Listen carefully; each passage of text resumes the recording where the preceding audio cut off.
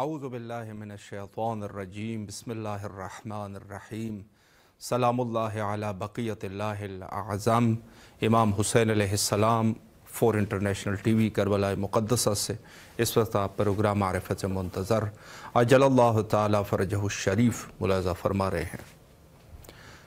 امید کرتے ہیں کہ انشاءاللہ تمام مومنین خیر عافیت سے ہوں گے اور مخصوصاً ان ایام میں جو کہ ایام حضرت صاحب الزمان عجل اللہ تعالی فرجہ الشریف ہے، اور اس عنوان سے امام حسین علیہ السلام ٹی وی نے اسپیشل پروگرامز کا بھی انعقاد کر لیا ہے، اور انشاءاللہ العزیز مہدویت کے عنوان سے اور خود کربلا مقدسہ کے ان دنوں میں حال و ہوا اور حسین مناظر کو بھی آپ کے سامنے پیش کیا جائے گا، اور اس کے علاوہ جو تعلیمات مہدویت ہے اس کے عنوان سے بھی پروگرامز آپ کے خدمت میں ٹیلی کاسٹ ہوں گے۔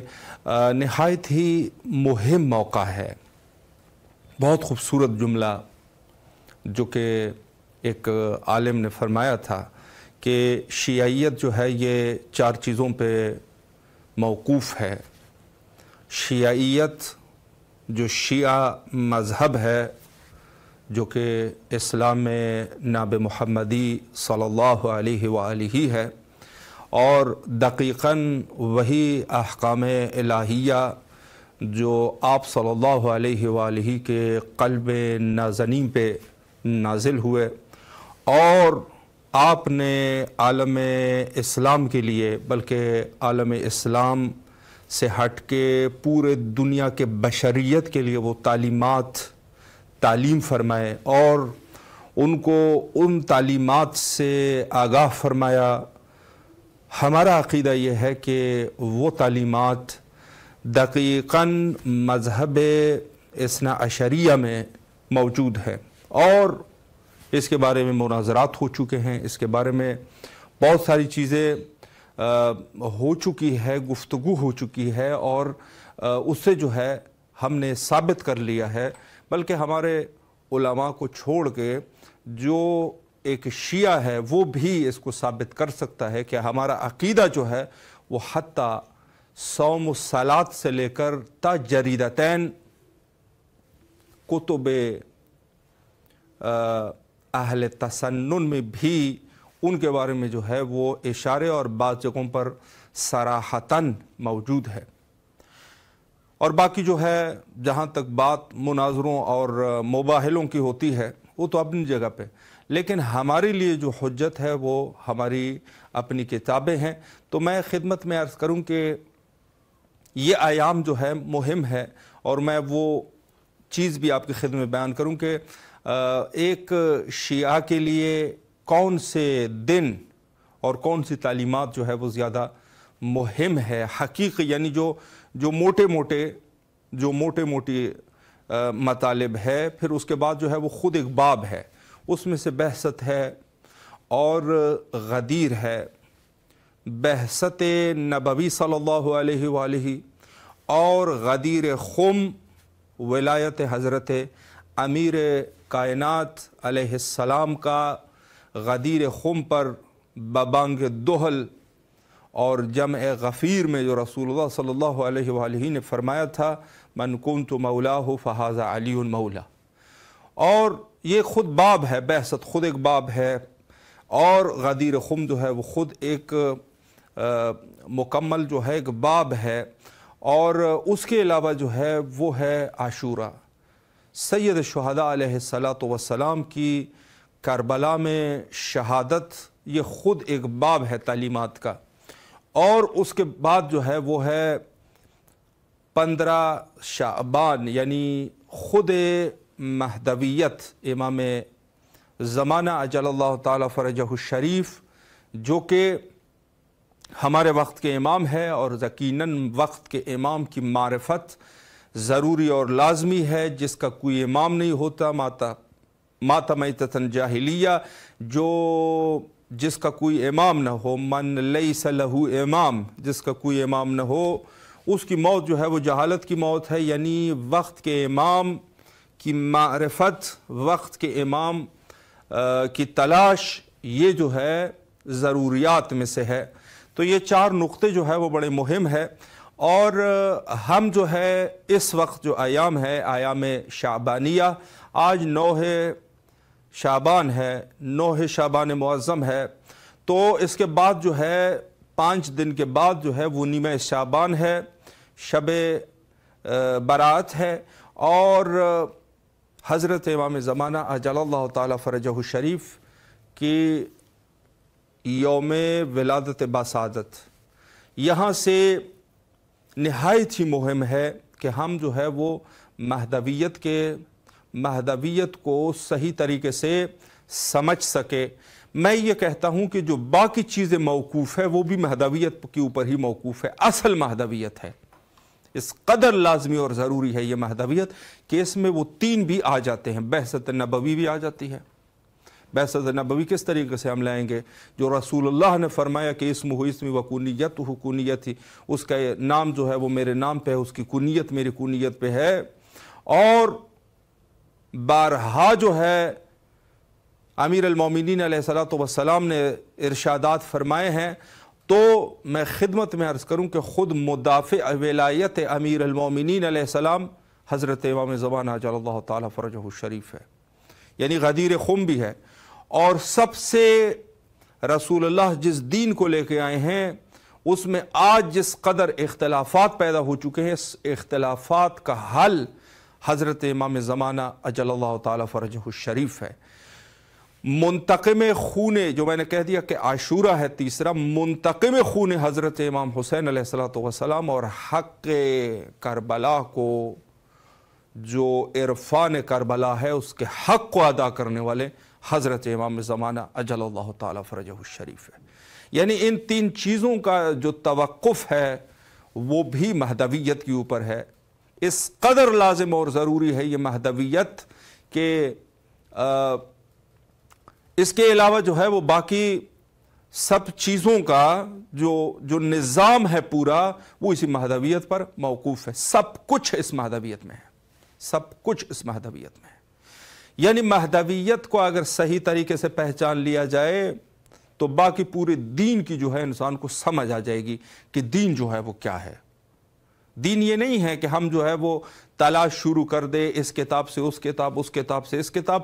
یہ سرچ صحیح ہے، لیکن صحیح مہدویت کو اور ذات اقدس حضرت صاحب الزمانہ جل اللہ تعالی فرجہ الشریف کو پہچاننا، اس پہ غور اور تدبر کرنا، یہ جو ہے وہ ضروری اور لازمی ہے۔ تو ہم 15 شعبان کے نزدیک ہے، اور یہ ایام جو ہے ولادت باسعادت، بلکہ تمام اہل بیت علیہ السلام کے مہم شخصیات جو کہ انہی دنوں میں ان کے ظہور ہوئے ہیں، ان کی ولادت ہوئی ہے، اور آج کا دن جو ہے 9 شعبان بھی اسی طریقے سے آج جو ہے وہ یوم عقیقہ ہے حضرت سید شہداء علیہ السلام کا، یعنی 7واں دن ہے۔ اور اس 7ویں دن مدینہ میں حضرت رسول اللہ صلی اللہ علیہ وآلہ کے حکم پر سید شہداء علیہ السلام کے لیے عقیقے کا اہتمام کیا گیا تھا کہ آپ کے زلف مبارک کو کاٹ دیا گیا، اور اس کے علاوہ جو ہے وہ مذبوحہ بھی، ذبح بھی آپ کے لیے کی گئی، جو کہ آج بھی یہ سلسلہ ہے اور یہ ضروری چیز ہے۔ جس نے عقیقہ نہ کیا ہوا ہو، یہاں پر میں 2 جملے عرض کر دوں، فقہی جملے بھی ہے اور ساتھ میں چونکہ ضروری ہے تو میں عرض کر رہا ہوں۔ دیکھیں، عقیقہ ایک ایسی چیز ہے کہ اس کو ضرور بضرور انجام دینا چاہیے بچے کے لیے۔ مستحب جو ہے وہ 7ویں دن ہے کہ انسان 7ویں دن عقیقہ کرے، اور اگر 7ویں دن مثلا نہ ہو سکے، انسان کے پاس بس اوقات وسائل فراہم نہیں ہے، انسان کے پاس پیسے نہیں ہے کہ جانور خرید سکے، تو اس کو ذہن میں رکھے اور اس بچے کے لیے ضرور بضرور جو ہے وہ عقیقہ کرے دوسرے ایام میں۔ یہ خود اہل بیت علیہ السلام کی سنت ہے۔ رسول اللہ صلی اللہ علیہ وآلہ نے آج کے دن جو ہے 9 ربیع کو حضرت امام حسین علیہ السلام کے لیے بھی عقیقہ کرایا تھا، اور یہی روش جو ہے وہ باقی ائمہ اور اہل بیت علیہم کے چاہنے والوں میں یہ سلسلہ رہا، اور عقیقہ جو ہے وہ زندگی کے کسی بھی جگہ پر ہو سکتا ہے، اور اس کے لیے بہت سارے فضائل ذکر ہوئے ہیں جو اس کے صیغے پڑھے جاتے ہیں۔ اس میں بھی اس کا معنی بھی یہ ہے کہ اس کے بالوں کو اس کے بالوں میں قرار دے، اس کے پوست کو اس کے پوست میں قرار دے، ہڈیوں کو ہڈیوں میں قرار دے، یعنی مراد اس سے یہ ہے کہ اس بکرے کو صدقہ کر دے، صدقہ قرار دے اس بچے کے لیے، یعنی اس بچے کی حفاظت کے لیے اس عقیقے کو ہم کر رہے ہیں، جو اس کی حفاظت کا، اور بہت ساری آفات بلایات اور ان چیزوں سے انسان جو ہے وہ محفوظ ہو جاتا ہے عقیقے کے ذریعے سے۔ اور عقیقے کے شرعی حکم یہ ہے کہ ان کے والدین اس کے گوشت کو نہ کھائیں، اور اس کی ہڈیوں کو جدا کیا جاتا ہے، اس کو نہ توڑا جاتا ہے، اس کو توڑنا یہ سب نہیں کرتے، اس کے والدین اس گوشت کو نہ کھائیں۔ اور باقی جو ہے بعض علماء نے فرمایا کہ حتیٰ سادات کرام بھی اس کو نہ کھائیں، لیکن بہرحال بعض علماء نے یہ فرمایا کہ چونکہ یہ واجب صدقہ نہیں شمار ہوگا، مستحب صدقہ ہے، تو کھا سکتے ہیں۔ بہرحال وہ سادات کی اپنے اوپر ڈیپینڈ ہے کہ کوئی کھاتا یا نہیں کھاتا، لیکن بہرحال یہ ہے کہ ان کو جو ہے وہ دوسرے لوگوں میں دے دے، فقراء میں بھی دے سکتے ہیں، فقراء میں دے دے بہتر ہے۔ ہم تو یہ کہتے ہیں کہ فقراء میں زیادہ سے زیادہ انسان ان چیزوں کو دیں، تاکہ وہ اصل میں ان چیزوں کا جو ایک مقصد ہوتا ہے وہ یہی ہے کہ غریب تک جو ہے اس کا حق پہنچ سکے۔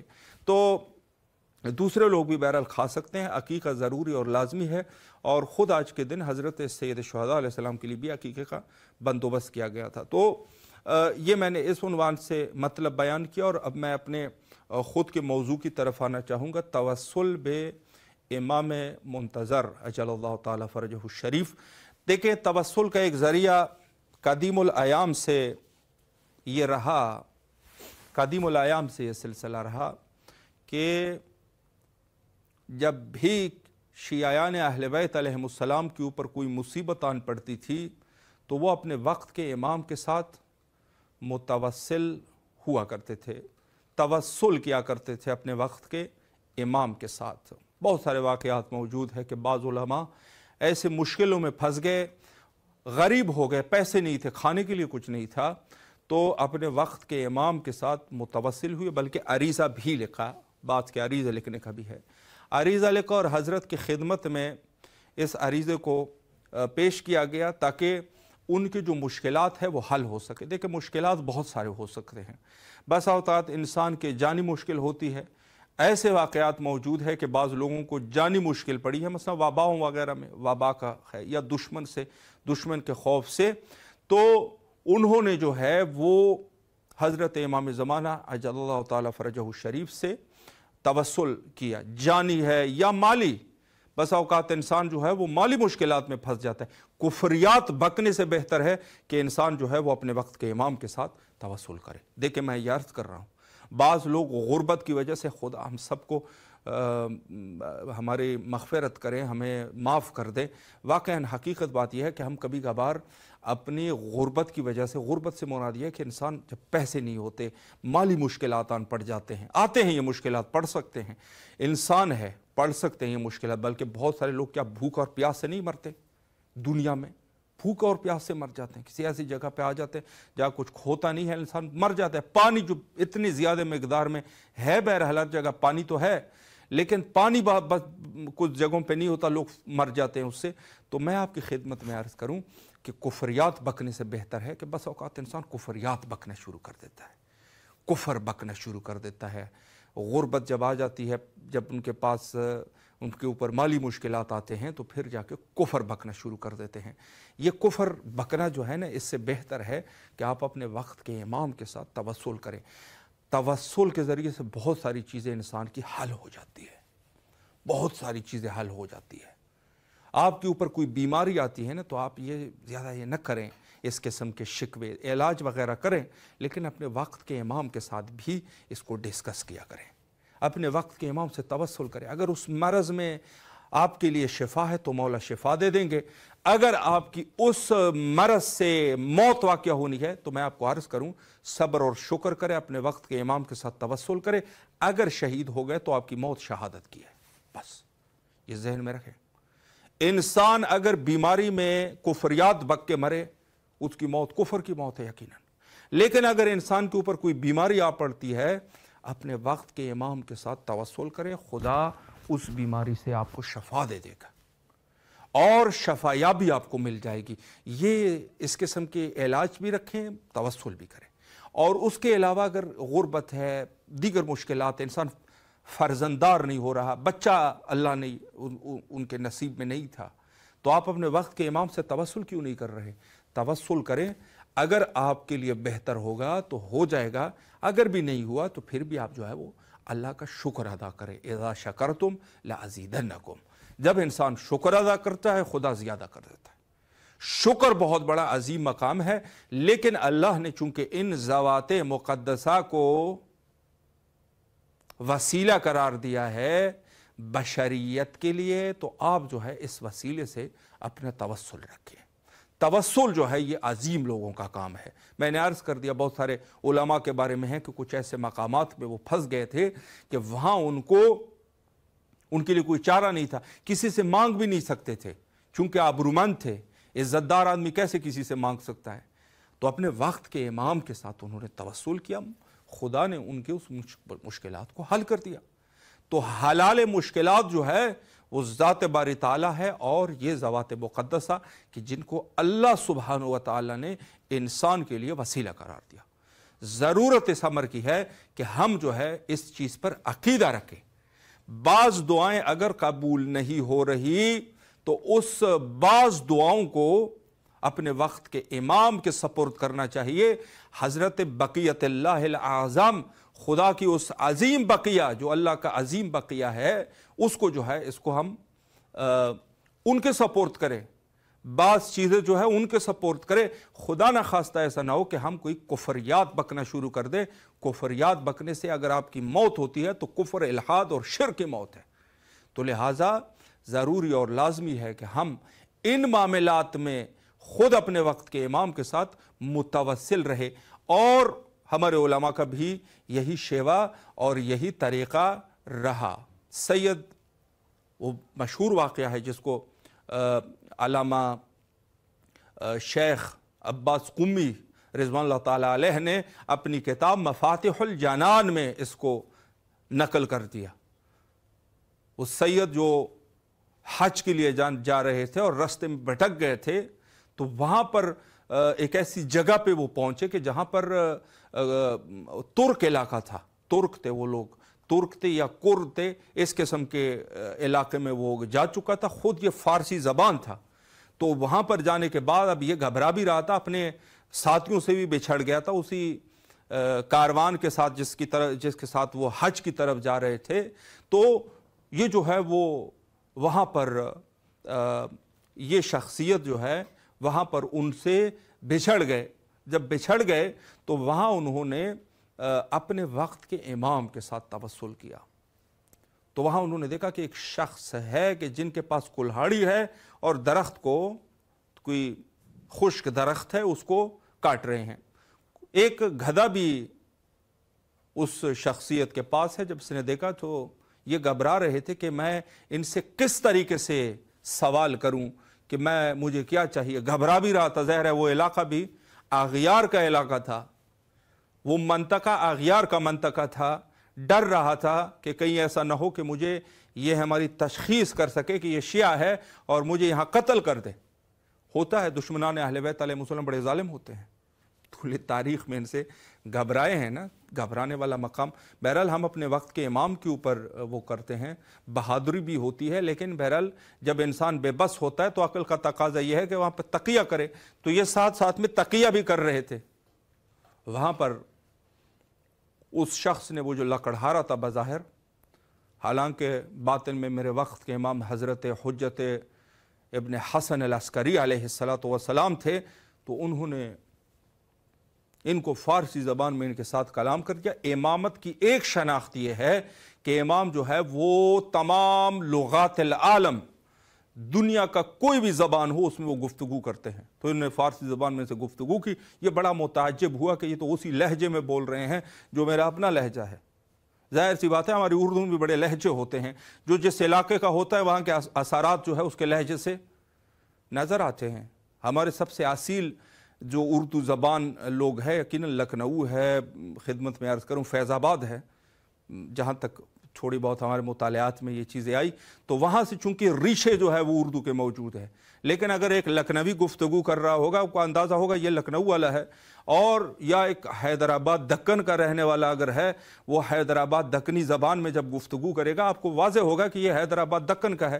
یا جا کے پاکستان میں اگر ایک شخص ہے لاہور کا ہے، اگر وہ اردو ہی بولے گا تو آپ کا اندازہ ہوگا یہ کوئی پنجابی سپیکنگ ہے، یا کوئی خیبر پختونخوا کا اگر بولنے والا ہوگا تو اندازہ آپ کو ہوگا کہ یہ جو ہے وہ پشتون ہے. تو یہ ہر علاقے کی جو شناخت ہوتی ہے وہ اس کی زبان سے ہوتی ہے. میرے سید السردار حضرت امام زمانہ اجل اللہ تعالیٰ فرجہ الشریف نے جب اس شخص کے ساتھ گفتگو شروع کر دی تو اس کو ایسے لگا کہ یہ خود میرے محلے کی زبان ارشاد فرما رہے ہیں. اللہ اکبر. تو انہوں نے ان سے کچھ ارشادات فرمائے اور فرمایا کہ آپ کی تکلیف کیا ہے؟ تو اس نے بتا دیا میری تکلیف یہ ہے کہ میں بچھڑ گیا ہوں. تو میرے مولا نے فرمایا کہ زیارت کیا، میرے مولا نے فرمایا کہ نافلہ شب پڑھ. اس نے سب سے پہلے نافلہ شب پڑھا، نافلہ شب کو ادا کر دیا، اور جب نافلہ ختم ہوا، تہجد کی نماز ختم ہوئی، تو میرے مولا نے پھر سوال کیا مشکل حل ہوئی یا نہیں ہوئی؟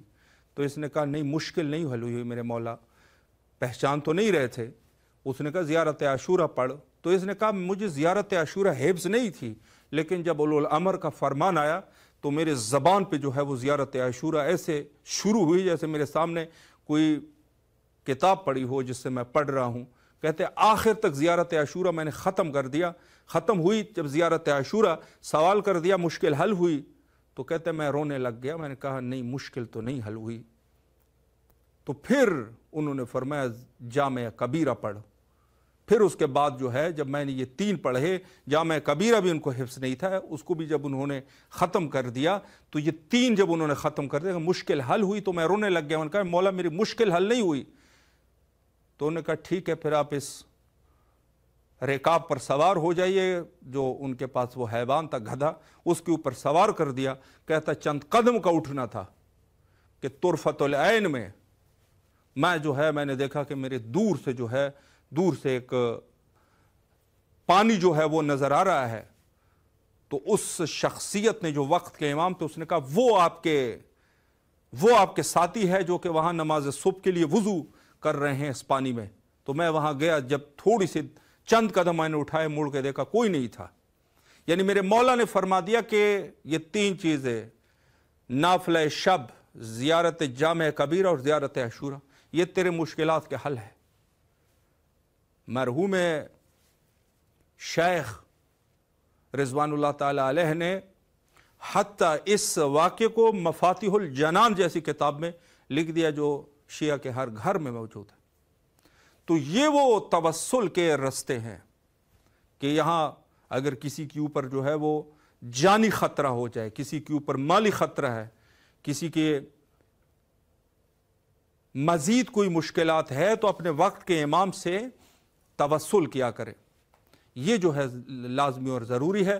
اور انہی توسل میں سے ایک ذریعہ خود عریضہ ہے. خدمت میں عرض کروں کہ عریضے کو اس دفعہ ضرور لکھے اور اس میں اپنے مشکلات کو بھی درج کرے، اور ساتھ میں امام کے ظہور کے لیے بھی اس میں دعا کو درج فرمائے. حجت خدا کے ظہور کے لیے دعا گو ہے اللہم عجل لولیک الفرج.